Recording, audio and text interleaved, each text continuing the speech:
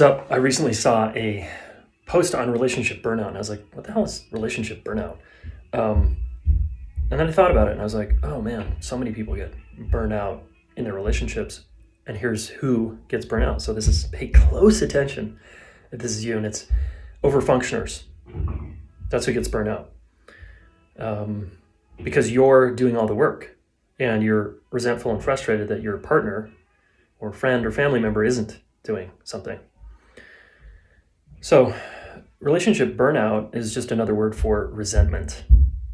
And you need to look at, if you feel exhausted and tired of trying in your relationship and just kind of frayed and spent, it means you've tried for a long time to make your relationship better, which is awesome of you. And you're still caught in some kind of over-functioning pattern that isn't good for you. So you need to take a breather from that. And before you leave your relationship, my recommendation is you stop over-functioning.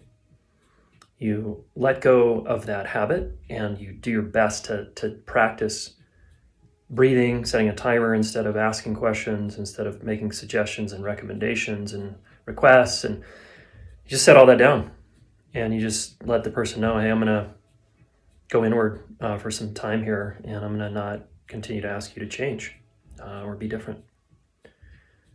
And then that becomes the doorway to you actually loving the person for who they are. So tag someone that needs to see this today.